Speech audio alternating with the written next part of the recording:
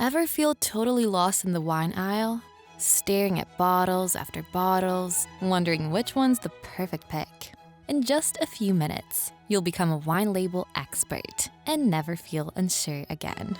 Number 1, the appellation and region. These are two things you should definitely look out for when picking a wine bottle. They tell you where the grapes were grown, and they offer hints about the wine's flavor profile, making it easier to understand what's inside the bottle. Think of an appellation as a wine's hometown, a specific area with rules to keep the quality consistent. A region is like the bigger neighborhood, home to many appellations. For example, Napa Valley is an appellation within California, and Barossa Valley is part of Australia. These regions are defined by their terroir. So basically, terroir is a fancy word for how soil, climate, and geography shape a wine's flavor. Think crisp acidity from cool Burgundy versus bold, sunny Napa Valley flavors. While you're getting the hang of what an appellation is, you should also take note of some little rule breakers. The old world wine. It doesn't necessarily follow the simple route. When you check out any of these wines, you'll notice just the region stated, with absolutely no clue to the grape variety. They probably expect you to know your wines, or do your homework. So when you see Chablis, you know it's Chardonnay. This is a perfect time to like and subscribe to see more amazing content. Moving on. Number 2, grape variety. Now you know where your wine comes from. It's time to meet the stars of the show, the grapes themselves. Each grape has its own unique flavor profile, like its own little quirks. You see, Cabernet Sauvignon is the bold, I'm here to party grape. It produces full-bodied wines with dark fruit flavors like blackberry jam. It also contains more tannins, which makes it a wine that ages pretty well. If you like a wine that makes a statement, this is your guy. But if you prefer to keep it light and fresh, then a wine made from the Pinot Noir grape is your best friend. Think of it like the easygoing, chill vibe with flavors of cherry and raspberry. It's not trying to be a show-off. Just calm, earthy, smooth, and perfect for when you want to sip and relax without any drama. You should also know that the same grape can taste totally different depending on where it's grown. Like Chardonnay from Chablis in France is all crisp and minerally. Kind of like a glass of cold water, but fancier.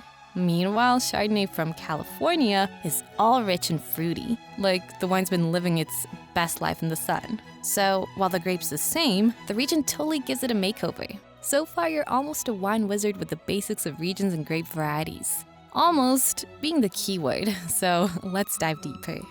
Number 3, vintage. About the vintage, and no, it's not a fancy way to say old wine, but it refers to the year the grapes were harvested. And trust me, that year's weather plays a huge role in how the wine turns out. Warm, dry, growing seasons can lead to ripe, bold wines, like a wine that's been soaking up the sun all day and is ready to show off. On the flip side, cool, rainy weather during the growing season can result in wines with more acidity and lighter flavors. Some regions can totally crush it in specific years if the weather's just right. While Bordeaux or Napa Valley might produce killer wines in a year with perfect weather, other years might be a bit of a flop if the weather was a hot mess. That wine might just need a little more time to shine. If you really want to know how a wine's year stacks up, grab a vintage chart. These charts show which years were good or bad for specific regions. You get to know if a certain year was a total win or if it was a maybe skip it situation. And hey, if you ever come across a bottle labeled non-vintage or NV, it means the winemaker mixed grapes from different years to keep the flavor consistent every time. So no need to worry about whether the weather is great or not. The wine's going to taste pretty similar from bottle to bottle. Number 4, alcohol content, ABV. The ABV on a wine label isn't some secret code. It stands for alcohol by volume. It tells you how much alcohol is in the wine. So if a bottle says 13% ABV, that means 13% of the liquid is pure alcohol. Now, wines with a higher ABV, like 14% or more, are usually fuller bodied. Think of them like the heavyweight champs of the wine world. They're warmer when you drink them, and they pack stronger, richer flavors. On the other hand, lower ABV wines, usually 12% or below, are lighter, fresher, and just feel more refreshing. It's like the wine saying, hey, let's keep it cool, with vibrant, subtle flavors. These are usually your go-to if you're looking for something you can sip on without feeling like you're going to take a nap right after.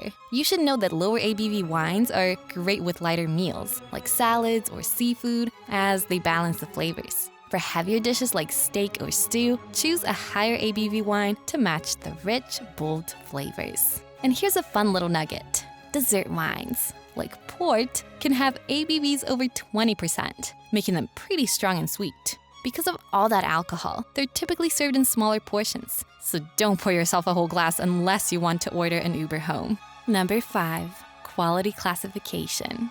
Next time you grab a wine bottle, don't glaze over those mysterious acronyms like DOC, AOC, or QMP. These little letters are actually a big deal. They tell you how the wine's been rated, kind of like a stamp of approval that shows the quality it meets. Each country has its own way of rating wine. In Italy, DOCG is the VIP section, followed by DOC and IGT for good wines with a bit more freedom. In France, AOC is the top tier, with Vin de Paix for country wines and Vin de Table for casual sips. It's their way of saying, this is fancy, this is good, and enjoy this one.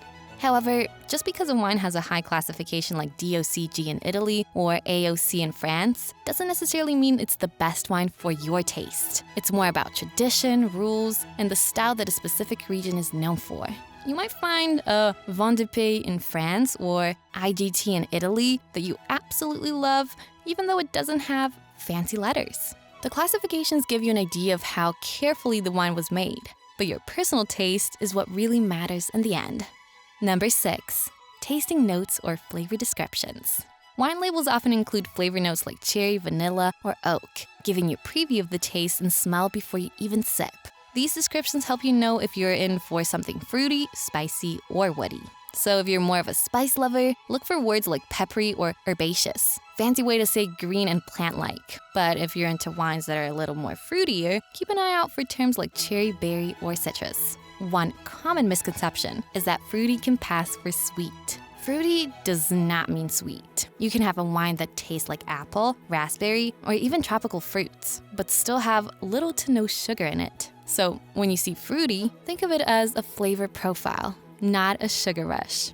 Number 7, sweetness level. Sweetness levels in wine labels are like the wine's mood. Are you feeling dry, sweet, or somewhere in between? When a wine is labeled dry, like Sauvignon Blanc or Pinot Noir, then it's got minimal sugar. So you can expect it to be crisp, clean, and not trying to sweet talk you.